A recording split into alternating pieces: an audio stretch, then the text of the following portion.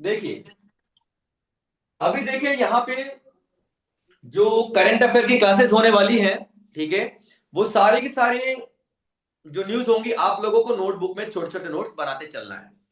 सबसे पहले आप यहाँ पे देखोगे आज की एक सबसे बड़ी न्यूज है, और आज की एक सबसे बड़ी जो खबर है वो क्या है।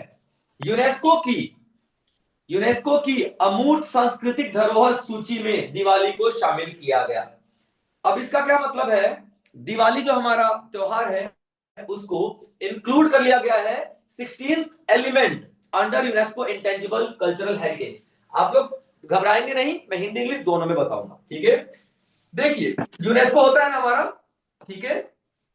यूनेस्को के यूनेस्को क्या करता है, जो हमारे धरोहरों को चिन्हित करता है ना। दो तरीके की धरोहर होती हैं। एक वो होती है जिनको हम लोग छू सकते हैं, जिनको हम लोग घूम सकते हैं, फील कर सकते हैं। और एक धरोहर वो होती है जिनको हम लोग सिर्फ एंजॉय कर सकते हैं। जैसे कि ताजमहल हो गया, एक धरोहर है, मैं जाके उसको छू सकता हूं, उस पर कूद सकता हूं, फान सकता हूं, खेल सकता हूं।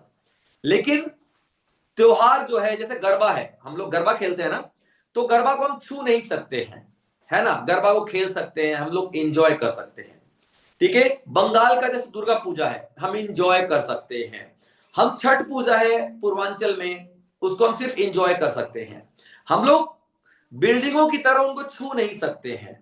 हम लोग ढोल नगाड़ों की तरह उनको बजा नहीं सकते हैं। समझ में आया क्या है। तो यूनेस्को क्या करता है, कुछ ऐसी लिस्ट जारी करता है जिसको हम क्या बोलते हैं, ठीक है, सांस्कृतिक अमूर्त सांस्कृतिक धरोहर। क्या बोलते हैं, अमूर्त सांस्कृतिक धरोहर, यानी इंटेंजिबल, यानी कि इंटेंजिबल कल्चरल हेरिटेज के नाम से जानते हैं। टेंजिबल का मतलब, मूर्त का मतलब क्या होता है, जिनको छू सकते हैं, बिल्डिंग वगैरह हो गया या कुछ भी, ठीक है। अमूर्त का मतलब होता है जिनको छू नहीं सकते हैं।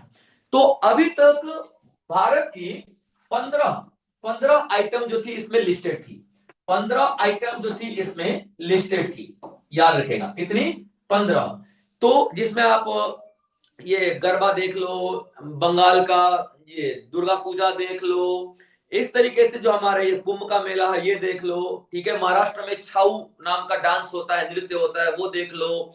तो इस तरीके के 15 ऐसे एलिमेंट्स थे जो कि लिस्ट किए गए थे, सूची बनाई गई थी, ठीक है, यूनेस्को के द्वारा। अभी आज 10 तारीख को, आज 10 दिसंबर 2025 को, ठीक है, इसी यूनेस्को ने डिसाइड किया है कि अब दिवाली को भी इस लिस्ट में शामिल किया जाएगा।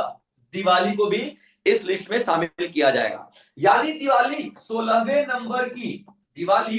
नंबर की वो आइटम बन जाएगी जो कि यूनेस्को की अमूर्त सांस्कृतिक धरोहर की सूची में शामिल की जाएगी। याद रखेगा, क्लियर है पॉइंट यहां तक, समझ में आया बच्चों, ठीक है। चलिए, तो यहाँ पे अब न्यूज आपको समझ में आएगी। दिवाली को यूनेस्को की अमूर्त सांस्कृतिक धरोहर सूची में 16वें तत्व के रूप में शामिल किया गया, क्योंकि 15 तो पहले से ही थे भारत के, ठीक है। 16वां दिवाली को बना दिया गया।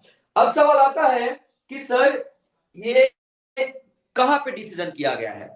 तो यहाँ पे देखिए, यूनेस्को की इसी जो यूनेस्को की यूनेस्को की यूनेस्को की जो 20वीं, ठीक है, यूनेस्को की जो 20वीं, कौन सी, 20वां जो एडिशन है, 20वां संस्करण है, 20वां संस्करण है, कहां पे किया गया, दिल्ली में किया गया, दिल्ली में किया गया। और अभी चल ही रहा है, क्योंकि 8 दिसंबर से लेकर के 13 दिसंबर तक, ठीक है, 8 दिसंबर से लेकर 13 दिसंबर तक ये चलेगा, ठीक है। इसी बीच में 10 तारीख को क्या किया गया, ये अनाउंसमेंट आई है। तो आपसे पूछा जा सकता है कि यूनेस्को की अमूर्त सांस्कृतिक धरोहर का कौन सा संस्करण किया गया दिल्ली में। तो 20वां संस्करण किया गया दिल्ली में। किस त्योहार को नामित किया गया, किस त्योहार को चुना गया लिस्ट में, तो दिवाली को चुना गया लिस्ट में। कहां पे किया गया, तो दिल्ली में किया गया है ये मीटिंग, पूरा समिट, ठीक है। समिट बोलते हैं इंग्लिश में, या फिर इसको सम्मेलन बोलेंगे हम लोग हिंदी में, ठीक है, सम्मेलन, क्लियर पॉइंट, सम्मेलन बोलेंगे हम लोग हिंदी में। कहां पे किया गया, तो दिल्ली में लाल किला पे किया गया है। और लाल किला पे क्यों किया गया भाई साहब, क्योंकि लाल, ये देखिए, ये जो एक सम्मेलन है ना, मीटिंग है ना, दो तरीके की चीजें दिखा रहा है। टेंजिबल लाल किला, इसको हम छू भी सकते हैं, और त्योहार जिसको हम छू नहीं सकते हैं। यानी कि लाल किला पे एक मूर्त सांस्कृतिक धरोहर है लाल किला, और अमूर्त ये 16 के 16 जो अमूर्त है। क्लियर है पॉइंट यहाँ पे? तो भारत ने पूरी कोशिश की कि इसके दो ऐसे त्योहारों को, दो ऐसे महापर्वों को इस सूची में शामिल किया जाए, लेकिन दो नहीं हो पाए क्योंकि छठ पूजा नहीं हो पाया। लेकिन दिवाली को अभी यहाँ पे कर दिया गया है सूची में ऐड। क्लियर है बच्चों यहाँ पे? तो आपसे पूछा जा सकता है, तो दिवाली आपको नाम बताना है किस लिस्ट में, तो यूनेस्को की अमूर्त सांस्कृतिक धरोहर के रूप में कौन सा एलिमेंट है, कौन सा तत्व है, तो 16वां तत्व है। कहां पे किया गया है, तो दिल्ली में किया गया है। दिल्ली में कहां पे सम्मेलन हुआ है, तो लाल किला के अंदर में हुआ है।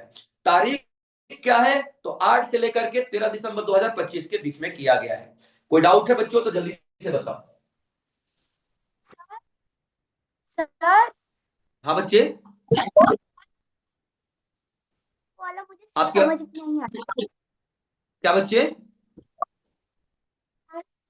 समझाए थे वाले समझ में नहीं आया। ओके ओके ओके, देखिए एक बार फिर तो देख लीजिए।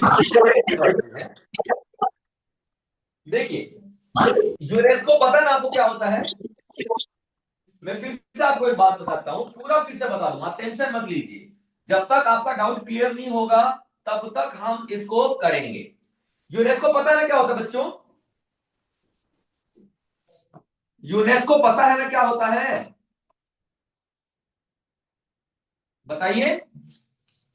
यूनेस्को जो हमारी पुरानी धरोहरें हैं, पुरानी बिल्डिंग है, या फिर पुरानी हमारी संस्कृति है, पुराने हमारे रीति रिवाज हैं, पुराना हमारा कोई राष्ट्रीय उद्यान है, उन सबको बचाने की कोशिश करता है। समझ ले आप लोग। यूनेस्को क्या करेगा कि जितनी भी हमारी पुरानी धरोहरें हैं, जैसे कि ताजमहल, लाल किला हो गया, या जितने भी हमारे पास ऐसी हमारी रिचुअल्स हैं, रीति रिवाज हैं, पर्व हैं, जैसा कि मैंने आपको बताया गरबा हो गया हमारा, ठीक है, ये पंजाब का ठठेरा हो गया, उसके बाद हम ये अभी आपको बंगाल का बताया था दुर्गा पूजा हो गया, ठीक है, छऊ, महाराष्ट्र वाले पूरे रीजन में एक छऊ डांस है, आप देखना वो ऐसे करके डांस करते ना, झम झम करके डांस करते, ऐसे पकड़ पकड़ के, वो झनकारियां लगी होती हैं, वो डांस। तो इन सबको बचाना जरूरी है। हमारी आने वाली पीढ़ी को कैसे पता चलेगा कि हमारी विरासत कितनी बड़ी थी? हमारी आने वाली पीढ़ी को कैसे पता चलेगा कि हम लोग किस विरासत से ताल्लुक रखते हैं, हमारे राजा महाराजा, हमारे परदादा कैसे हुआ करते थे? हमारे रीति रिवाजों के जरिए ही तो पता चलेगा। तो उन्हीं रीति रिवाजों को बचाने की कोशिश करता है कौन? यूनेस्को। अब समझ में आया बच्चों?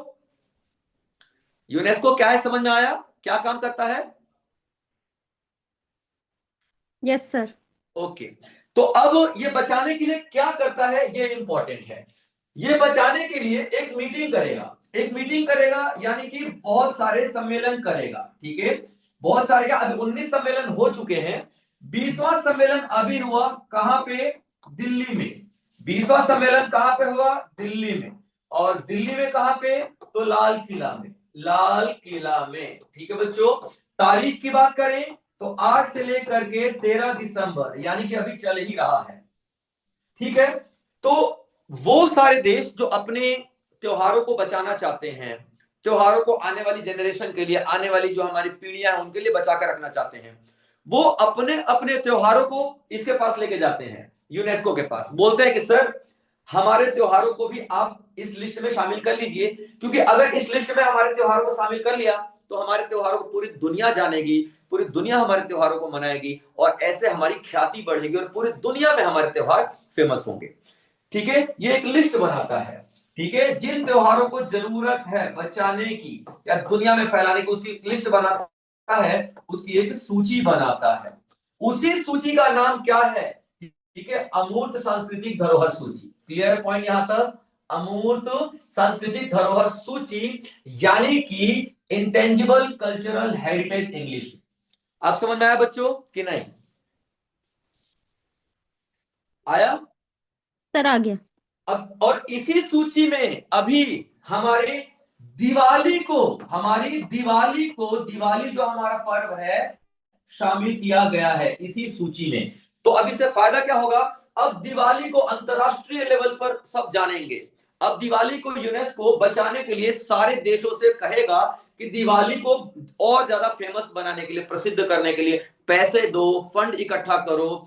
तो ये दिवाली को बहुत ज्यादा अब प्रचलित किया जाएगा यूनेस्को के द्वारा पूरी दुनिया के अंदर में। इसीलिए सारे देश वाले चाहते हैं कि भाई उनका त्योहार इस लिस्ट में आ जाए, उनका त्योहार इस लिस्ट में आ जाए, क्योंकि जिन जिन का त्योहार इस लिस्ट में आता चला जाएगा ना, उनको यूनेस्को खुद प्रमोट करता चला जाएगा, उनका प्रमोशन खुद करवाएगा। कौन? यूनेस्को। तो अब दिवाली जो है, ठीक है, दिवाली जो है ये शामिल कर ली गई है। अच्छा, दिवाली से पहले और कितने इस तरीके के हमारे एलिमेंट्स थे? तो 15 एलिमेंट्स पहले से ही इस लिस्ट में शामिल थे भारत के। एक दिवाली हो गया, तो अभी टोटल एलिमेंट्स हो चुके हैं कितने? टोटल तत्व हो चुके हैं कितने? 16। ठीक है, यहां तक समझ में आया ये वाला डाउट? क्लियर बच्चे? Yes sir. ओके, चलिए आगे देखते हैं। केरला का पहला जेनजेड पोस्ट ऑफिस, केरला का पहला जेनजेड पोस्ट ऑफिस बनाया गया है, जेनजेड। अब ये जेनजेड क्या होता है? बताएं, जेनजेड क्या है? जेनजेड क्या है? जो आप लोगों की जनरेशन के बच्चे हैं ना, जो 2000 के बाद वाले, उनको जेनजेड कहते हैं। ठीक है, क्या कहते हैं? जेनजेड। जेनजी सुना कि यार हम तो जेनजी हैं, हम तो 2000 के बाद जन्म लिए हैं, वो जेनजीज होते हैं। तो हमारा जो पोस्ट ऑफिस है ना, बहुत पुराना मेथड वाला है। कौन सा? हमारा जो पोस्ट ऑफिस है, यानी जो डाकघर है, बहुत ही पुराना मेथड का है। जाओ तो वही डाक वो बक्सा लगा हुआ है, जाओ तो वही बाबू बैठे हैं, वही टिकटों से काम चल रहा है, वही टिकट फॉर्म भरो, यही चलता है ना डाकघर में। तो आजकल के जो बच्चे हैं ना, उनको जेनजी कहा जाता है। तो जेनजी बच्चे पोस्ट ऑफिस जाते ही नहीं है। आप लोगों से अगर मैं पूछूं कि आप लास्ट टाइम आखिरी बार पोस्ट ऑफिस कब गए थे, तो आप लोगों में से बहुत ही कम ऐसे होंगे जो ये कहेंगे कि सर अभी हाल ही में गया था। बाकी तो बोलेंगे सर मुझे तो याद भी नहीं कब गया था। ठीक है, लेकिन ये हमारी बहुत पुरानी धरोहर कह सकते हो पोस्ट ऑफिस। ये हमारा बहुत ही पुराना एक जो संचार का माध्यम है, ठीक है, पोस्ट ऑफिस। तो सरकार ने बोला कि इसको बचाना जरूरी है, इसको बंद नहीं करेंगे हम लोग पोस्ट ऑफिस को। लेकिन बंद तो करना पड़ेगा, क्योंकि आज के बच्चे इस्तेमाल ही नहीं कर रहे, तो इसका कोई इस्तेमाल ही नहीं होगा, तो इसको बंद तो करना पड़ेगा। तो सरकार ने क्या बोला कि एक काम करो, इसको ना नया कर दो। ठीक है, इसको ना क्या कर दो? एकदम नया कर दो। किसके हिसाब से? तो जेनजेड बच्चों के हिसाब से नया कर दो।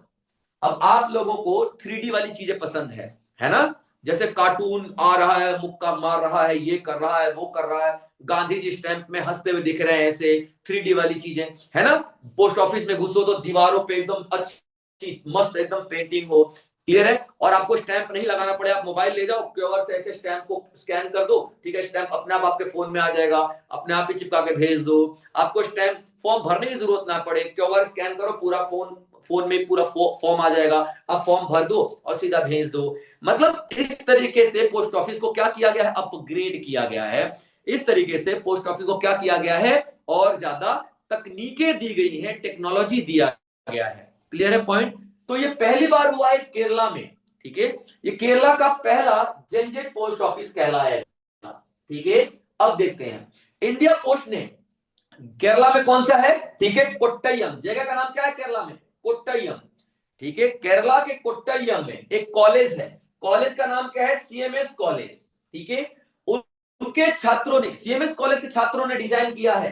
क्या डिजाइन किया है? पोस्ट ऑफिस को डिजाइन किया है। क्लियर है पॉइंट? पोस्ट ऑफिस, इसमें डिजाइन में क्या किया है? एक्सटेंशन काउंटर बनाया है। एक्सटेंशन काउंटर का मतलब क्या होता है?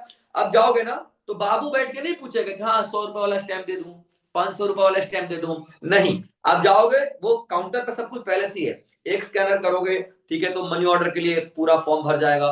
एक स्कैनर करोगे, ठीक है, तो आपको टिकटें डाउनलोड हो जाएंगी। एक स्कैनर ऐसे, मतलब सब आपका पहले से ही लगा हुआ है, उसको हम एक्सटेंशन काउंटर कहते हैं। ठीक है, जो डिजिटल फ्रेंडली सेवाएं देगा। डिजिटल फ्रेंडली सेवाएं का मतलब वो सेवाएं जो कि मोबाइल में आप इस्तेमाल कर सकते हो, जैसे फोन पे, गूगल पे सब करते हो ना, तो ये डिजिटल फ्रेंडली सेवाएं हैं। इसी तरीके से पोस्ट ऑफिस में भी डिजिटल फ्रेंडली सेवाएं प्रोवाइड की जाएंगी, जो युवाओं को ध्यान में रखकर तैयार किए गए हैं। और युवाओं को आज की डेट में क्या पसंद है? 3D वाली चीजें पसंद है ना? चित्र पसंद है युवाओं को, एक बहुत कार्टून पसंद है युवाओं को, बड़े मतलब बढ़िया बढ़िया कार्टून। ठीक है, फिल्म एक्टर्स पसंद है, फिल्म एक्ट्रेस पसंद है। तो उस तरीके की तस्वीरें भी पूरी दीवार वगैरह पे लोग बना के रखेंगे, ताकि युवाओं को ये अट्रैक्ट करे। क्या? Post office. क्लियर पॉइंट यहाँ पे? तो याद रखिएगा, ठीक है, केरला के कोट्टयम जिले में सीएमएस कॉलेज के छात्रों ने मिलकर के एक पोस्ट ऑफिस बनाया है। किसके लिए? जेनजेड पोस्ट ऑफिस जिसको हम लोग कहते हैं, जिसमें आज के कंप्यूटर की आधुनिक सुविधाएं हैं, आधुनिक सेवाएं दी गई हैं। क्लियर है पॉइंट यहाँ पे? ये वाली न्यूज समझ में आया कि नहीं आया बच्चों? जल्दी से बताओ, जल्दी बताओ तो आगे बढ़ेंगे बच्चों। यस सर, आ गई। ओके बच्चों, ठीक है, चलिए अगला न्यूज देखिए। ठीक है, अगला news, global AI conclave Chennai pre summit global. अब देखिए, एआई पता ना क्या होता है? Artificial intelligence. एआई का मतलब क्या है? Artificial intelligence. अब इसका मतलब क्या होता है बच्चों? Artificial intelligence. ठीक है, अब इसका क्या मतलब होता है? इसका मतलब होता, अच्छा देखिए, इसका क्या मतलब है? आप लोग कई बार देखना, ओ फ्लिपकार्ट पे जूते ढूंढते हो, है ना, जूते देखते हो मुझे खरीदना है, अगले दिन से आपके व्हाट्सएप पे जूतों की ऐड आने लग जाती है, आपके फेसबुक पे, आपके इंस्टाग्राम पे, आपके यूट्यूब पे जूतों की क्या आदत है? एडवर्टीजमेंट आने लग जाती है। आप मोबाइल फोन ढूंढ लो अमेजन पे, तो अगले दिन से हर जगह मोबाइल फोन की एडवर्टीजमेंट आने लग जाती है।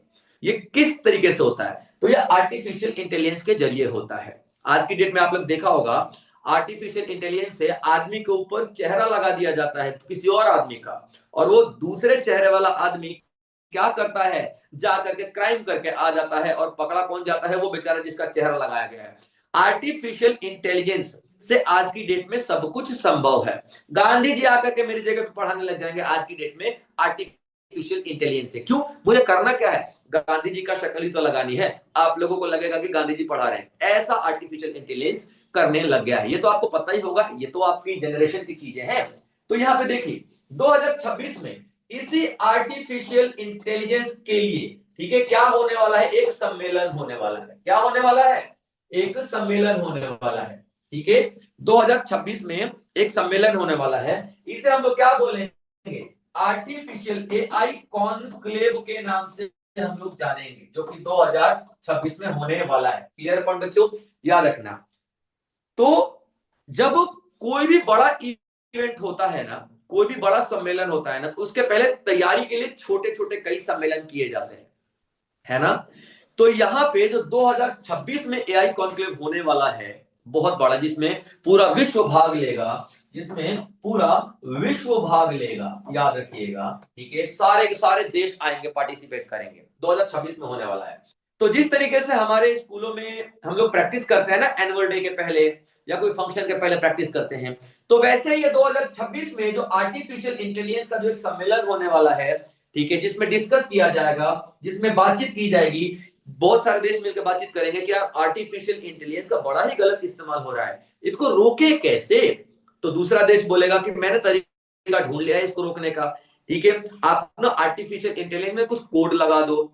फिर तीसरा देश बोलेगा कि यार मैंने कोड लगाया था लेकिन ठीक से काम नहीं कर रहा है। फिर चौथा देश बोलेगा कि मुझे एक हफ्ता दे दो, मैं काम में लगा हुआ हूं, जल्दी ही आपको बता दूंगा आर्टिफिशियल इंटेलिजेंस के गलत उपयोग को कैसे रोका जाए। तभी पांचवा देश बोल देगा कि मैंने आर्टिफिशियल इंटेलिजेंस का ना और बड़ा वाला लेवल ढूंढ लिया है, यानी कि और ज्यादा काम करता है आर्टिफिशियल इंटेलिजेंस। दूसरा क्या बोलेगा? अरे मैंने तो ऐसा आर्टिफिशियल इंटेलिजेंस बना दिया है कि 10 लोगों का काम अकेले कर देता है, ऐसा रोबोट बनाया है, उसमें सब आर्टिफिशियल इंटेलिजेंस मैंने डाल दिया है। तो इन सारी बातों पे डिस्कस कहां पे होगा? इसी सम्मेलन में होगा, जो कि 2026 में होने वाला है। इसी सम्मेलन की तैयारी के लिए हम भारत में एक और सम्मेलन कर रहे हैं, क्योंकि छोटा सम्मेलन करेंगे तो बड़े सम्मेलन की तैयारी हो जाएगी। होता है ना, ठीक है, कि हम लोग छोटे छोटे वो रिहर्सल करते रहते हैं ताकि एनुअल डे हमारा बहुत बढ़िया हो स्कूल का या कॉलेज का। हम लोग प्रैक्टिस करते रहते हैं ना, तो अभी एक प्रैक्टिस के तौर पे, ठीक है, एक एआई कॉन्क्लेव किया जा रहा है। कहां पे? चेन्नई में। ठीक है, ये मेन वाला है, जो विश्व स्तर पे होगा, ये मेन वाला है, 2026 में होगा। ठीक है, के प्रैक्टिस के लिए चेन्नई में क्या किया गया है? एक एआई कॉन्क्लेव किया गया है। इसीलिए बोला गया प्री समिट 2026, यानी 2026 में जो कॉन्फ्रेंस होने वाला है ना, सम्मेलन होने वाला है, उसका तैयारी के लिए इसको हम लोग कर रहे हैं। अब समझ में आया पॉइंट क्या है? तो चेन्नई में आयोजित pre summit global AI, pre summit का मतलब, ठीक है, ग्लोबल एआई से पहले, ठीक है, जो विश्व सम्मेलन होगा ना, ठीक है, जो वैश्विक सम्मेलन होगा, जो आपका वैश्विक सम्मेलन होगा, वैश्विक सम्मेलन होगा, सम्मेलन होगा 2026 में। उसी का क्या है ये, चेन्नई वाला, ठीक है, प्री समिट है, उसके पहले इसकी तैयारी हम लोग कर रहे हैं, ठीक है। और नागरिक समाज को एक साथ लाता है, ठीक है, सॉरी, ये एआई कॉन्क्लेव, ओके। सरकार, शिक्षा जगत, उद्योग और नागरिक समाज को एक जगह लेके आता है। ये एआई क्या करेगा, ठीक है, यहाँ पे सरकार अपनी नीतियां डिस्कस करेगी कि हम लोग सरकार में कैसे, ऑफिसों में कैसे एआई का इस्तेमाल करें, शिक्षा में कैसे एआई का इस्तेमाल करें। आप कर तो रहे हो, ठीक है, आप देखो जूम के जरिए पढ़ाई कर रहे हो, ये भी तो एक एआई का ही पार्ट है, ठीक है। उद्योग, बिजनेस में हम लोग कैसे एआई का इस्तेमाल करें, और नागरिक समाज को एक साथ लाने में हम लोग एआई का इस्तेमाल कैसे करें, सारी सारी चीजों का हम लोग क्या करेंगे, डिस्कशन करेंगे, बातचीत करेंगे, ठीक है। एआई का सुरक्षा ढांचे पे बात करेंगे, क्योंकि एआई का गलत इस्तेमाल हो रहा है, उसका गलत इस्तेमाल नहीं हो, इन सब चीजों पे हम लोग बात करेंगे, ठीक है। अभी तक एआई एक ऐसी जगह है जहां पे नहीं पहुंचा है, ठीक है, जहां पे ग्लोबल साउथ के देशों को एक साथ साझेदारी को आगे बढ़ाया जा सकेगा। अब ग्लोबल साउथ के देश कौन से होते हैं, जो कि साउथ अफ्रीका वाला पूरा एरिया है ना, ठीक है, उगांडा हो गया, उरुगे हो गया, ये सारे सारे देश ग्लोबल साउथ वाले हैं, बड़े ही गरीब हैं, इनमें एआई का बहुत ही कम लेना देना है, एआई बहुत ही कम पहुंचा है, तो उन देशों में भी एआई को हम लोग पहुंचाएंगे। ये सब बातचीत कहां की जा रही है, इस मीटिंग में की जा रही है। तो याद रख लेना, ये 2026 में एक वैश्विक स्तर पे मीटिंग होने वाली है, सम्मेलन होने वाला है, आर्टिफिशियल इंटेलिजेंस को डिस्कस करने के लिए, आर्टिफिशियल इंटेलिजेंस पे चर्चा करने के लिए, उसी की तैयारी के लिए एक एआई कॉन्क्लेव यानी आर्टिफिशियल इंटेलिजेंस कॉन्क्लेव किया जा रहा है चेन्नई के अंदर में, और ये सारी चीजों पे हम लोग वहां पे बात करने वाले हैं। क्लियर अपन बच्चों, कोई डाउट हो तो जल्दी से बताओ। ये वाला समझ में आया कि कब होने वाला, 2026 में होने वाला है एआई समिट, ग्लोबल वैश्विक स्तर पे, उसी की तैयारी में हम लोगों ने चेन्नई में आयोजित किया है। क्लियर अपन यहाँ पे, चलिए कोई डाउट बच्चे। सर लास्ट क्या बच्चे, आपकी आवाज कट रही है, लास्ट ये वाला, ये बोल रहे हैं आप, ये कह रहे हैं आप।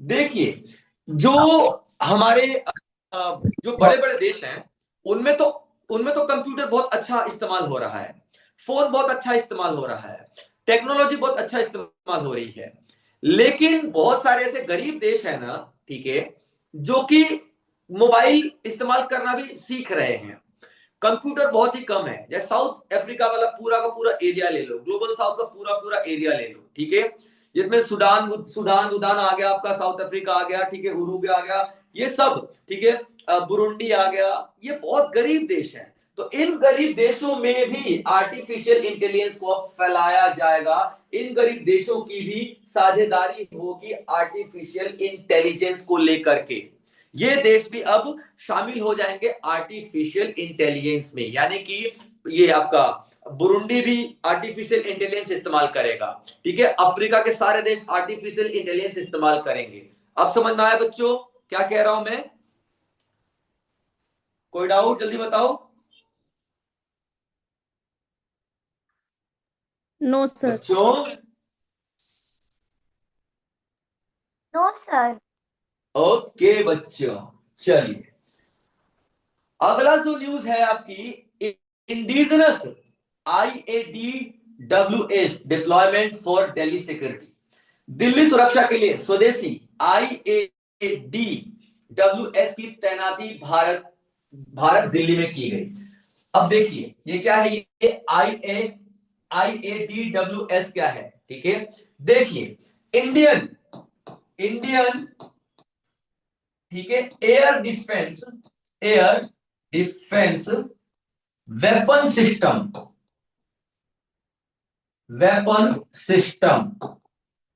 क्लियर अपन यहां पे। चलिए अब ये क्या बोल रहा है, ठीक है, भारतीय हवाई सुरक्षा सुरक्षा सुरक्षा हथियार प्रणाली,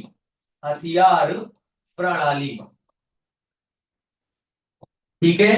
अभी देखिए, जब दिल्ली में आजकल दिल्ली में बहुत धमकियां आ रही हैं, खासकर जब पहलगाम में अप्रैल में अटैक हुआ था ना, हमारे 26 नागरिकों को मार दिया था आतंकवादियों ने, तो भारत ने ऑपरेशन सिंदूर किया था, पाकिस्तान पे अटैक किया था, तब से दिल्ली में बहुत धमकियां आ रही हैं। तो हम लोग दिल्ली को बचाने के लिए दिल्ली को सुरक्षा में लाने के लिए हम लोग क्या लगा रहे हैं वहां पे, तो भारतीय हवाई सुरक्षा हथियार प्रणाली लगा रहे हैं। ठीक है, याद रखिएगा। अब देखिए ये किस तरीके से इसके ऊपर आकर के एक मिसाइल देखिए गोला दाग के जा रहा है। ठीक है, अगर ये हथियार प्रणाली होता तो इस मिसाइल को ठक ऊपर ही उड़ा देगा। अब समझ में आया? तो दिल्ली के पूरे एरिया में, ठीक है, अब घूमेगा। क्या घूमेगा? ये हथियार प्रणाली। हथियार प्रणाली में और हथियार में अंतर क्या होता है? हथियार प्रणाली में और हथियार में अंतर ये होता है कि बच्चों, जो हथियार होता है ना वो एक होता है। जैसे एक गन है, मैंने मार दिया, एक बंदूक है, मैंने मार दिया, एक तोप है, मैंने चला दी, ये हथियार होता है। हथियार प्रणाली यानी कि वेपन सिस्टम में क्या होता है, बहुत सारे हथियार लगे होते हैं। आपने फिल्म देखी होगी बॉर्डर, सनी देओल साहब ऐसे उठाते हैं एक बड़ा सा हथियार, उसी में से ढू ढू करके वो भी रॉकेट लॉन्चर भी छोड़ देते हैं, इसी में से बॉम्ब निकाल के टैंकों में भी डाल देते हैं, इसी में से चाकू निकाल के खो भी देते हैं। तो इसको प्रणाली कहते हैं, सिस्टम कहते हैं। तो ये एक हथियार नहीं है, ये एक हथियार प्रणाली है, वेपन सिस्टम। इसमें बहुत सारे हथियार लगे होंगे, यानी कि इसमें मिसाइल भी होगी, इसमें रॉकेट लॉन्चर भी होंगे, इसमें रडार भी होगा, जो कि दुश्मन अगर पूरे दिल्ली पे कहीं से आएगा तो उसको देख लेगा, वहीं से उड़ा देगा। समझ में आया? तो ये क्या है, IADWS क्या है, Indian air defence weapon system, यानी कि भारतीय हवाई सुरक्षा हथियार प्रणाली। ठीक है, दिल्ली में हम लोगों ने लगाया है दिल्ली की सुरक्षा के लिए, यही आपकी न्यूज है। क्लियर है पॉइंट यहाँ पे? चलिए, तो क्या कह रहा है ये, दिल्ली की एनसीआर की सुरक्षा के लिए अपने स्वदेशी, हमारा एक, और किसने बनाया, ये हमने बना है, स्वदेशी।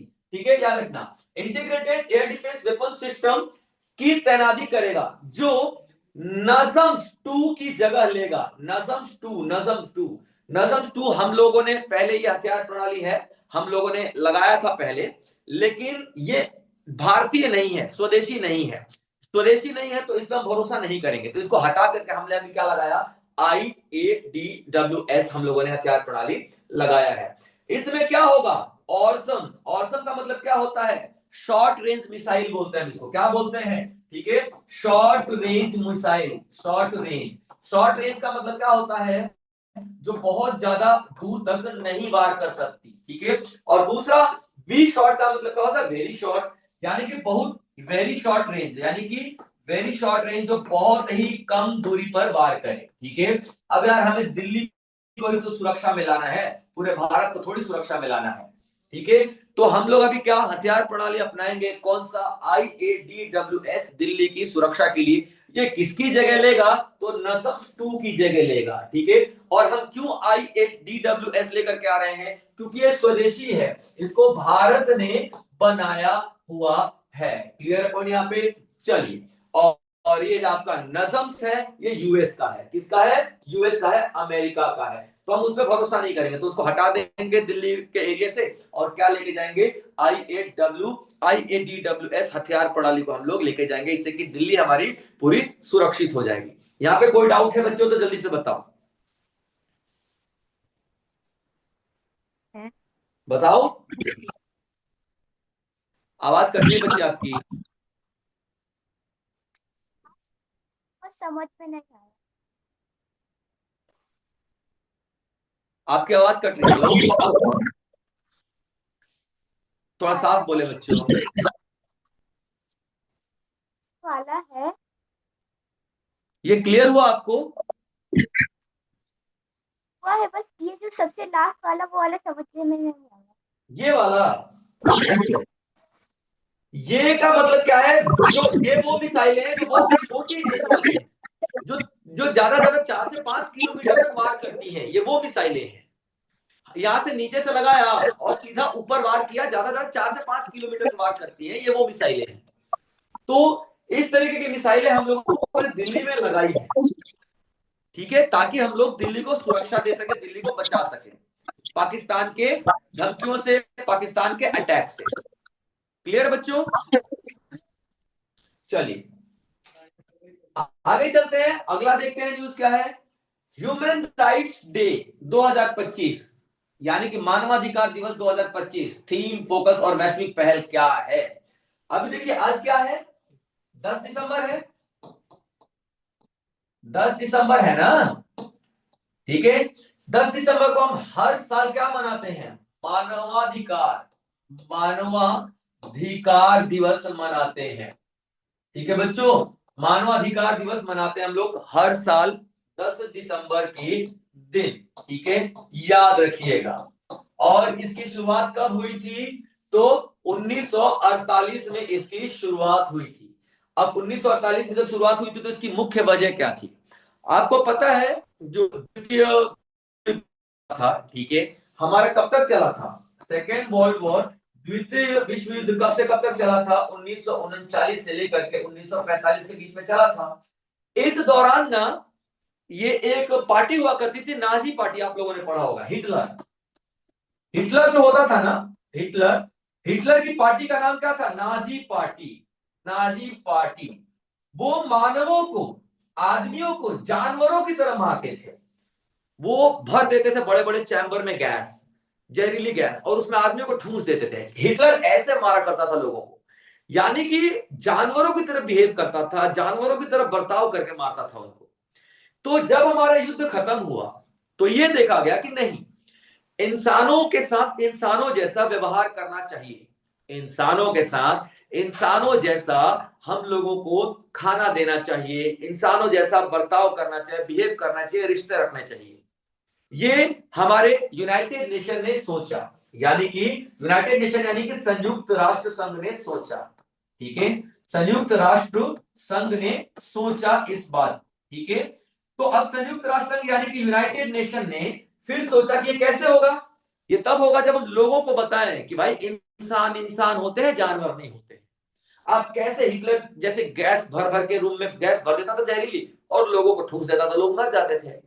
तो मानवों के कुछ अधिकार होते हैं, वो इसलिए होते हैं क्योंकि आप मानव हो। हमारे यहाँ पे हमारे यहाँ पे भी तो मौलिक अधिकार है कि नहीं है? हमारे संविधान में जो आर्टिकल है, ठीक है, 12 से लेकर के 35 तक मौलिक अधिकार ही तो दिए हुए हैं हमारे संविधान में, कि नहीं दिए हुए हैं? मौलिक अधिकार का मतलब जिस तरीके से आप मानव बन के पैदा हुए हो ना, तो आपके कुछ अधिकार बनते हैं भाई। ठीक है, आपके माता पिता भी ये नहीं कह सकते कि हमने पैदा किया तो हम तो जो मर्जी बर्ताव करें, नहीं। वो इंसान है, उसका मानवाधिकार आपको रोकेगा, आपके माता पिता को भी रोकता है गलत व्यवहार करने से।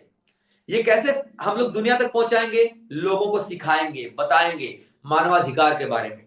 तो ऐसा डिसाइड किया गया संयुक्त राष्ट्र संघ के द्वारा, कब? 1948 में, जैसे ही द्वितीय विश्व युद्ध खत्म हुआ, कि भाई लोगों को बताना पड़ेगा कि मानवों के साथ अच्छे से व्यवहार करो, मानव जानवर नहीं है। तो इसलिए हम लोगों ने डिसाइड किया कि हर साल अब से हम लोग 10 दिसंबर को क्या मनाएंगे? मानवाधिकार दिवस मनाएंगे। क्या मनाएंगे? मानवाधिकार दिवस मनाएंगे, सेलिब्रेट हम लोग करेंगे। क्लियर है पॉइंट बच्चों? तो इसीलिए हम लोगों ने मानवाधिकार दिवस मनाना शुरू किया। अब थीम क्या होती है? थीम होती है कि एक ऐसा विषय जिसपे हम लोग 2025 में काम करेंगे। तो इस बार मानवाधिकार दिवस यानी ह्यूमन राइट्स डे की थीम क्या है? किस पर्टिकुलर, किस किस पॉइंट पे हम लोग काम करेंगे, किस विषय पे काम करेंगे? तो देखिए, हम लोग काम करेंगे, ठीक है, इस पे, ठीक है, ओवर, एक मिनट, ठीक है, थीम राइट, ठीक है, थीम फोकस, ठीक है, ओके, चलो, ठीक है। थीम क्या है हमारी यहाँ पे? कि ह्यूमन राइट्स, मैं कहा, यहां लिख देता हूं, ठीक है। एसेंशियल का मतलब जरूरी, ह्यूमन राइट्स जरूरी है, ठीक है, यानी ह्यूमन राइट्स को मानना ही पड़ेगा। ठीक है, कहां पे? कार्यस्थल पे, जहां पे मजदूर काम करते हैं, हम लोग काम करते हैं, वहां पे ऐसा नहीं कि तुम मेरे नौकर हो, मैं पैसे देता हूं, सैलरी देता हूं, तो जैसे मर्जी बर्ताव करूंगा, नहीं, ये मानवाधिकार का उल्लंघन है। तो कार्यस्थल पर भी आपको ठीक से काम कर, ठीक से इज्जत मान सम्मान देनी पड़ेगी, ठीक है, ताकि किसी की गरिमा को ठेस ना पहुंचे। वहां पे हमें डिजिटल सुरक्षा का भी ध्यान रखना पड़ेगा। डिजिटल सुरक्षा का मतलब कहीं आपका फोन लेकर के कोई उस फोन का गलत उपयोग तो नहीं कर रहा है, ठीक है। लैंगिक समानता का ध्यान रखना पड़ेगा, यानी कि पुरुष और महिला में भेदभाव नहीं करना कार्यस्थल पे, जहां पे आपका ऑफिस वगैरह है वहां पे। समावेशी सार्वजनिक सेवाएं, यानी जो भी सेवाएं आपको कार्यस्थल पे मिल रही है वो सभी के लिए होनी चाहिए, समावेशी होनी चाहिए, ठीक है, तभी आप मानव लोगों को बराबर में लेके आ पाओगे ना। इन्हीं सारे वैश्विक मुद्दों पर एक अभियान चलाया जाता है, जिसको हम लोग क्या बोलते हैं? ह्यूमन राइट्स डे के रूप में हम लोग सेलिब्रेट करते हैं, मानवाधिकार दिवस के रूप में हम लोग सेलिब्रेट करते हैं। कोई भी डाउट है यहां तक तो जल्दी से बताओ। 10 आपसे सवाल क्या पूछा जाएगा, मानवाधिकार दिवस कब मनाया जाता है, तो 10 दिसंबर को मनाया जाता है, ठीक है। और मानवाधिकार दिवस की शुरुआत किसने की थी, तो संयुक्त राष्ट्र संघ यानी कि यूनाइटेड नेशन ने की थी। मानवाधिकार की शुरुआत कब किया गया था, तो 1948 में किया गया था। हमारे मौलिक अधिकारों की हमारे मौलिक अधिकार हमारे संविधान में किस अनुच्छेद में दिए गए हैं, आर्टिकल में दिए गए हैं, तो 12 से लेकर के 35 के बीच में दिए गए हैं। इस साल की थीम क्या है, तो इस साल की थीम है हमारी एसेंशियल्स, कार्यस्थल पर, यानी जो कार्यस्थल है वहां पर सबकी गरिमा को मेंटेन किया जाए, हमारा मोबाइल वगैरह कोई ना छुए, लैंगिक समानता हमको दिखाई देनी है, और समावेशी सार्वजनिक सेवाएं सभी के लिए होनी चाहिए। जो भी सेवाएं सबके लिए होनी चाहिए, इसमें कोई भी भेदभाव नहीं करना चाहिए। ये है ह्यूमन राइट्स डे का पूरी थीम। हम पूरी दुनिया को यही बताने की कोशिश करते हैं आज के दिन कि भैया ये सारी बातें आप लोग मानो, तो भाईचारा अपने आप बढ़ेगा और नफरत कम होगी। तो इसीलिए मानवाधिकार दिवस हम लोग मनाते हैं। कोई भी डाउट है बच्चों तो जल्दी से बताओ। No sir. ओके बच्चे, चलिए आगे देखते हैं। यहाँ पे देखिए एक देश की बात कर रहे हैं हम यहाँ पे, ठीक है। यहाँ पे लिथुआनिया, लिथुआनिया, ठीक है, क्या देश का नाम है, ठीक है, लिथुआनिया, लिथुआनिया। ये यूरोप का देश है। किसका देश है, यूरोप का एक देश है, ठीक है। इसने अपने यहाँ पे आपातकालीन घोषित कर दिया है। इसने आपातकालीन घोषित कर दिया है, आपातकाल यानी कि इमरजेंसी घोषित कर दिया है। अब इमरजेंसी का मतलब क्या होता है, जैसे कि एकदम से खतरा आ जाए किसी देश में, जैसे मान लीजिए कि अभी ही हमारे शहर पे कहीं से अटैक वटैक होने लग जाए, तो सरकार क्या करेगी, वहां पे इमरजेंसी घोषित कर देगी, आपातकाल घोषित कर देगी। कोई भी घर से बाहर नहीं निकलेगा, पुलिस वाले रोड पे सुरक्षा देंगे, आर्मी वाले आपकी रक्षा में खड़े रहेंगे, पैरामिलिट्री वाले आपकी सुरक्षा करेंगे, कोई भी नागरिक घर से नहीं निकलेगा, कोई भी नागरिक बाजार नहीं जाएगा, कोई भी नागरिक बाहर घूमेगा फिरेगा नहीं। इसको आपातकालीन बोलते हैं, सिचुएशन बोलते हैं, ठीक है। तो लिथुआनिया ने, यूरोप का देश है, क्या कर दिया है, यहाँ पे आपात कर दिया है।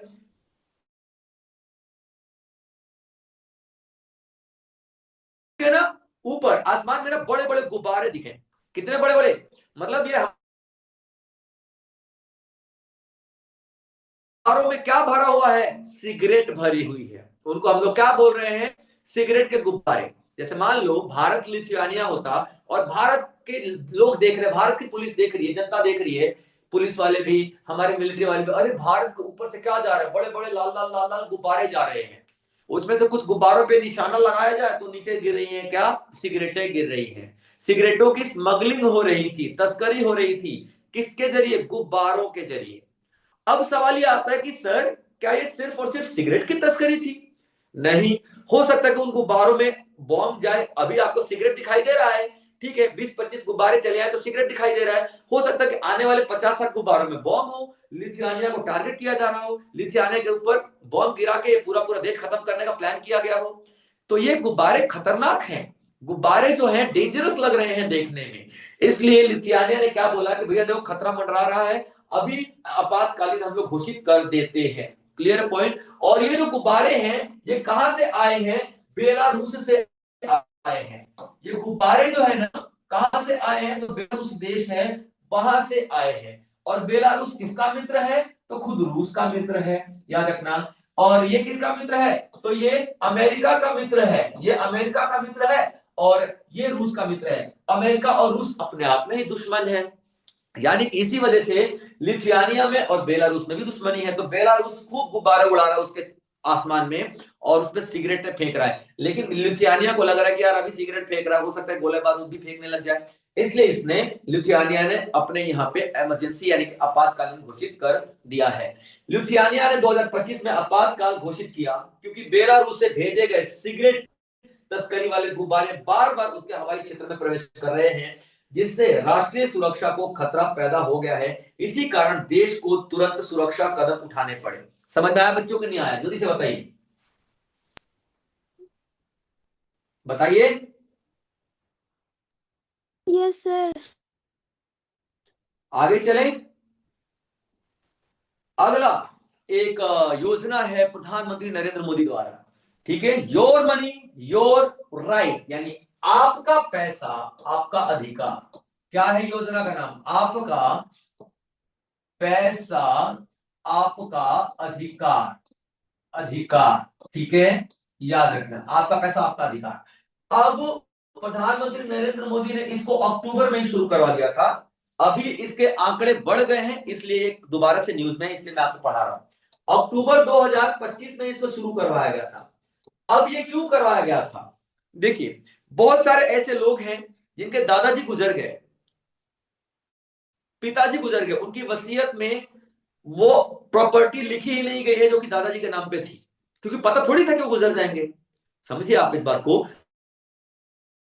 थोड़ी था कि नाना जी गुजर जाएंगे और उन्होंने हमारे नाम पे 20 लाख 25 लाख रुपए जमा किए और हमको पता भी नहीं है, क्योंकि हमें पता ही नहीं था कि वो गुजर जाएंगे। तो यहाँ पे प्रधानमंत्री नरेंद्र मोदी ने बोला है कि यार हमारे बैंक में इतने सारे पैसे ऐसे भी पड़े हैं जिनको कोई लेने वाला ही नहीं है, कोई आता ही नहीं है, कोई कहता ही नहीं कि हमारा पैसा है। ये वैसे ही पैसे हैं जैसे कि किसी को पता ही नहीं किसके पैसे हैं। जैसे मान लीजिए मेरा ही अकाउंट में पैसा है और मैं कहीं जा रहा हूं, एक्सीडेंट हो जाए और मैंने नॉमिनी में या फिर मैंने किसी को बताया ही नहीं कि मेरा पैसा इस अकाउंट में पड़ा है, तो पैसा तो बैंक में ही पड़ा रह जाएगा। तो 20-20 साल 30-30 साल से पैसा बैंक में पड़ा हुआ है। तो प्रधानमंत्री नरेंद्र मोदी ने कहा है कि देखो, आपका पैसा आपका अधिकार है। क्या है? आपका पैसा आपका अधिकार है। तो आपको वो पैसा लेना पड़ेगा। जनता से बोला है, ठीक है, किसने? प्रधानमंत्री नरेंद्र मोदी ने, कि आपको आपका पैसा मिल जाएगा। इसके लिए उन्होंने क्या चलाया है? ठीक है, एक पहल चलाई है, उस पहल का नाम क्या है? आपका पैसा आपका अधिकार। अब हमें कैसे पता चलेगा कि हमारा पैसा पहले से है, हमारे दादाजी का पैसा हमारे नाम पे है या उनके नाम पे है? अरे हमें पहले से पता होता तो हम तो पहले निकाल चुके होते हैं ना। जाहिर सी बात है, हमको पता नहीं है। तो यहाँ पे प्रधानमंत्री नरेंद्र मोदी ने क्या बोला है कि आपको कुछ ना ऑनलाइन चीजें दे देता हूं, आप वहां पे जाके अपना नाम डालना, आधार कार्ड डालना, तो उसमें साफ आ जाएगा कि आपके दादाजी पिताजी का क्या नाम था, क्योंकि आधार कार्ड में सब रहता है ना, उनके नाम पे कितने पैसे हैं और किस बैंक में पड़े हैं। जैसे मान लीजिए मेरे नाना जी के पास 1 लाख रुपए किसी अकाउंट में पड़े थे और उनकी मृत्यु हो गई, मुझे उसके बारे में पता ही नहीं है, पैसों के बारे में। तो मैं अब अपना आधार कार्ड लेकर के जाऊंगा, ठीक है, और आधार कार्ड लेकर के जाऊंगा और कहां पे डालूंगा? जो भी हमको यहाँ पे दिया जाएगा, उद्गम, जैसे देखो उद्गम दिखाई दे रहा है, उद्गम, उद्गम ये एक ऑनलाइन प्लेटफॉर्म है, ठीक है, उद्गम ऑनलाइन प्लेटफॉर्म है। यहां पर मैं जाऊंगा, अपना आधार नंबर डालूंगा पूरा, ठीक है, इंटरनेट पे जाऊंगा उद्गम प्लेटफॉर्म पे और यहाँ पे अपना आधार नंबर डालूंगा, तो मेरा पिताजी का नाम, मेरे दादाजी का नाम और मेरे नाम पे कितने पैसे मेरे नाना जी ने जमा करा थे, सब निकल के आ जाएगा। ठीक है, सब निकल के आ जाएगा और जब सब निकल के आ जाएगा तो मैं पैसे निकाल लूंगा। आप कुछ भी नहीं करना है, खाली आधार कार्ड का नंबर डाल देना है, ठीक है। इसी तरीके से कई कई लोगों ने बीमा ले रखा है, उसके बारे में हमको नहीं पता है। इसी तरीके से कई लोगों ने हमको बहुत सारे ऐसे, एक मित्र प्लेटफॉर्म भी है, इस तरीके से सरकार ने दे रखा कि मित्र ऐसा ही प्लेटफॉर्म है उद्गम जैसा, कि आप जाओ और यहाँ पे पूरा पूरा आप अपना आधार कार्ड डालो, आपका पूरा पता चल जाएगा कि आपके पैसे कहाँ कहाँ हैं, जो आपके दादाजी, नानी जी, नाना जी किसी ने जमा कराए होंगे, या कोई जमीन के पेपर्स होंगे जो आपको पता ही नहीं आपके नाम पे थे, क्योंकि आप उस टाइम छोटे हुआ करते थे, उनकी मृत्यु बहुत पहले ही हो गई। तो आप जा करके क्या इस ऑनलाइन उद्गम प्लेटफॉर्म पे लॉग इन करोगे, तो आप आधार कार्ड डालोगे तो आपको पता चल जाएगा कि हाँ भैया, यहाँ पे हमारे नाम पे इतनी प्रॉपर्टी और हमारे नाम पे सब कुछ है। तो ये न्यूज में क्यों है? कि अभी लोगों को 2000 करोड़ की रिकवरी हो चुकी है, ठीक है, 2000 करोड़ रुपए मिल चुके हैं लोगों को, सोचो, ठीक है, 2000 करोड़। क्लियर हुआ पॉइंट? अब समझ में आया न्यूज क्या है? तो प्रधानमंत्री नरेंद्र मोदी ने योर मनी योर राइट, यानी कि आपका पैसा आपका अधिकार पहल शुरू किया है, नागरिकों को उनके फंसे या निष्क्रिय धन को वापस पाने में मदद करने के लिए। ठीक है, बहुत सारे प्लेटफॉर्म लॉन्च किए हैं, उद्गम प्लेटफॉर्म हो गया, बीमा भरोसा हो गया, मित्र हो गया, ठीक है, ये IEPFA ये प्लेटफॉर्म हो गए, ये ऑनलाइन पोर्टल्स हैं। यहाँ पर जाकर आप अपना आधार कार्ड डालिए, अगर आपके नाम पे कोई पैसा है तो आपको पता चल जाएगा, खबर मिल जाएगी कि हाँ इस बैंक में मेरे दादाजी ने पैसा दिया था और मैं आप उस बैंक से जाकर पैसा ले लूंगा। क्लियर पॉइंट बच्चे? यहाँ पे चले आगे, बताएं। Yes sir. चलिए, अगला एक गेम है साउथ ईस्ट एशियन गेम, ठीक है, साउथ ईस्ट एशियन गेम का 33वां संस्करण, साउथ ईस्ट एशियन गेम का ठीक है, 33वां संस्करण कहां पे हो रहा है? तो थाईलैंड में हो रहा है। कहां पे? थाईलैंड में हो रहा है, याद रखिएगा। ठीक है बच्चों, चलिए, तो 33वां साउथ ईस्ट एशियन गेम्स का 33वां संस्करण कहां हो रहा है? आपका थाईलैंड के अंदर में हो रहा है। और थाईलैंड में भी कौन सा शहर है? तो बैंकॉक है, और दूसरा शहर है चौनबुरी है, याद रखना। अब यहां पे कितने देश पार्टिसिपेट करेंगे? तो 11 देश जा करके क्या करेंगे? हिस्सा लेंगे। किस चीज में? दौड़ में हिस्सा लेंगे, ठीक है, हाई जंप में हिस्सा लेंगे, ऊंची कूद में हिस्सा लेंगे, ठीक है, भाला फेंक में हिस्सा लेंगे, यानी बहुत सारे स्पोर्ट्स, बहुत सारे खेल में यहाँ पे हिस्सा लेंगे। ठीक है, बहुत सारे खेलों में हिस्सा लेंगे। Clear point? कितने देशों के नागरिक होंगे, प्लेयर्स होंगे? तो 11 देशों के प्लेयर्स होंगे। भारत इसका हिस्सा नहीं है, भारत इसका हिस्सा नहीं है, याद रखना। ठीक है, नहीं है भारत इसका हिस्सा। Clear point? तो ये बैंकॉक में खेला जा रहा है, और बैंकॉक के दो, थाईलैंड के दो शहर हैं, बैंकॉक और चौनबुरी में खेला जा रहा है, याद रखिएगा। कितने देश हैं इसमें? तो 11 देश हैं इसमें। ठीक है बच्चों, अब आपसे पूछा जा सकता है कि ठीक है सर, शहर तो बता दिया, कोई ग्राउंड भी तो होता होगा, कोई स्टेडियम भी तो होता होगा जहां पे गेम खेला जा रहा है, ठीक है, तो कौन सा है? ठीक है, तो राजमंगला नेशनल स्टेडियम है, राजमंगला नेशनल स्टेडियम यहाँ पे है। तो याद रखना, जब भी आपसे गेम के बारे में पूछा जाएगा ना, तो जब गेम खत्म होगा तो आपको पता चलेगा कौन जीता, कौन हारा, किसके पास गोल्ड मेडल आया है। अभी खबर क्या है, अभी की न्यूज क्या है? यहाँ पे शुरुआत हो चुकी है, 33वां संस्करण है किस चीज का? साउथ ईस्ट एशियन गेम्स का। ठीक है, याद रखना, साउथ ईस्ट एशियन गेम का कौन सा संस्करण? 33वां। किस देश में हो रहा है? कौन सा देश मेजबानी कर रहा है? तो हाँ, ये थाईलैंड मेजबानी कर रहा है। कौन से दो शहर हैं? तो हांगकांग है और चौनबुरी है। और कौन से स्टेडियम में खेला जा रहा है? तो राजमंगला नेशनल स्टेडियम, राष्ट्रीय स्टेडियम में खेला जा रहा है। और कितने देश हिस्सा लेंगे? तो 11 देश इसमें हिस्सा लेने वाले हैं। कितने खेल होंगे? तो 50 प्लस इसमें खेल होंगे। क्या भारत इसका हिस्सा है? तो भारत इसका हिस्सा नहीं है। कोई डाउट बच्चों? जल्दी बताओ। इसमें इससे ज्यादा नहीं पूछा जाएगा आप लोगों से। हाँ, ये जब गेम खत्म होगा तो आपको एक बार और इसके बारे में पढ़ाऊंगा कि किस किस को क्या क्या मेडल मिले हैं, कौन कौन जीता है, कौन कौन नहीं जीता है, पूरा मैं आप लोगों को एक बार जो पदक तालिका बता दूंगा, मेडल टैली बता दूंगा। अभी ये चल रहा है, इसलिए इसके चलने की न्यूज है। कोई डाउट यहां तक अभी भी? कोई बच्चों जल्दी बताओ। No sir. चलिए, अगला आता है एक, यहाँ पे मीटिंग की गई है, ठीक है, एक कॉन्फ्रेंस किया गया है, एक यहाँ पे एग्रीमेंट साइन किया गया है, एक समझौता साइन किया गया है। ठीक है, याद रखना, एक समझौता, समझौता हुआ है। ठीक है, समझौते में तीन पार्टीज हैं। ठीक है, तीन पार्टीज हैं, और ये तीन पार्टी कौन कौन सी है समझौते में? याद रखिएगा, एक तो है भारत, ठीक है, एक है ब्राजील, ठीक है, क्या है? एक ब्राजील, और तीसरा है एक जहाज बनाने वाली कंपनी है, मेजगांव डॉकयार्ड शिप लिमिटेड। ठीक है, एमडीएल के नाम से हम लोग जानते हैं। ठीक है, याद रखना, कौन सा?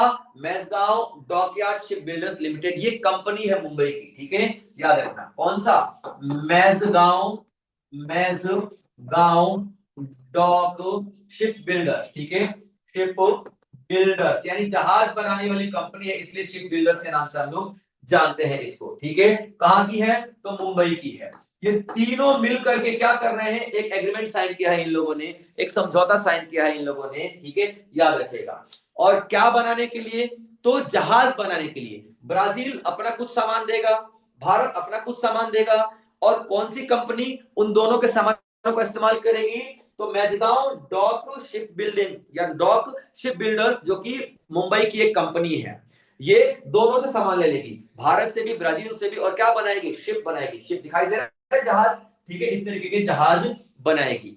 तो भारत में नए जहाज बनाने का जो समझौता साइन हो चुका है तीन लोगों के बीच में, तीन। ठीक है, देखिए, तो भारत, ब्राजील और Mazagaon dock ship builders limited ने मेमोरेंडम ऑफ अंडरस्टैंडिंग, इसका मतलब होता है समझौता ज्ञापन, मैं हिंदी में लिख लेता हूं, समझौता ज्ञापन। अब समझौता ज्ञापन क्या होता है बच्चों?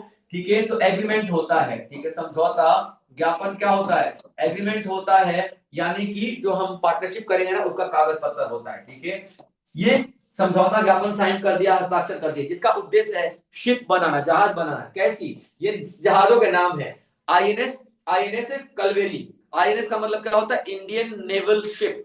भारतीय नेवी की जो शिप होती है इंडियन नेवल शिप, आईएनएस का फुल फॉर्म है। तो ये जहाजों के नाम है, आईएनएस कलवेरी, आईएनएस कंदेरी, आईएनएस करंज जैसी बहुत सारी शिप्स बनाने के लिए एग्रीमेंट किया गया है। और ये सारी की सारी शिप्स को हम क्या कहेंगे इकट्ठा, जैसे मान लो हम बोलते हैं ना स्कूल, स्कूल का मतलब क्या है? जहां पे बहुत सारे क्लासों की पढ़ाई होती है। वैसे ही ये एक नाम है, ठीक है, स्कॉर्पियन क्लास। इस क्लास में सारी की सारी शिप्स आती हैं। हमने बोल दिया हम चलो स्कॉर्पियन क्लास की शिप बनाएंगे। इसका मतलब क्या है स्कॉर्पियन क्लास की?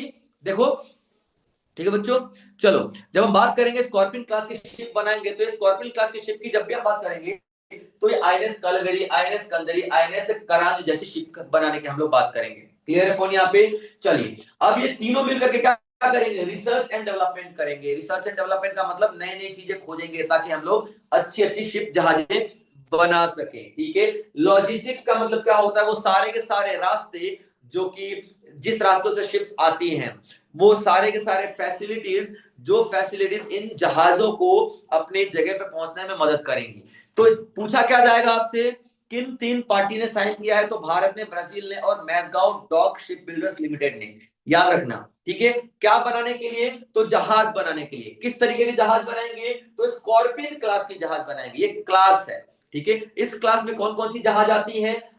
आईएनएस कालावारी, आईएनएस कंदरी, आईएनएस करांज जैसी सारी सारी जहाजें आती हैं। ये पूरा पूरा पीडीएफ में सर को शेयर करूंगा, सर आपको शेयर करेंगे, आप लोग नोट्स जरूर बनाएंगे बच्चों, याद रखिएगा, ठीक है। इसमें कोई डाउट है तो जल्दी से बताएं, नहीं बताएं। आया। हाँ, डाउट है बच्चों? चलिए, यहां पे एक एक्टर है, आपको दिखाई देगा, ठीक है। इन्हें एक अवार्ड दिया गया है, ठीक है। इन्हें क्या दिया गया है? एक अवार्ड दिया गया है। किसने?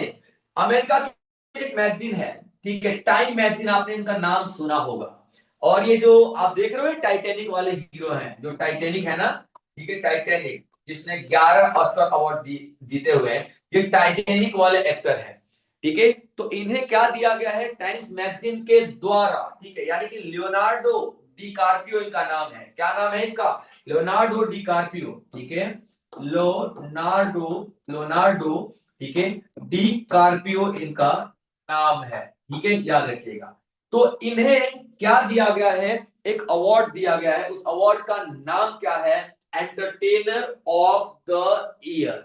ये यानी कि इस हम पूरे अभी 2025 की बात करें तो इनसे ज्यादा एंटरटेन करने वाला, इनसे ज्यादा अच्छी फिल्में बनाने वाला कोई भी नहीं है।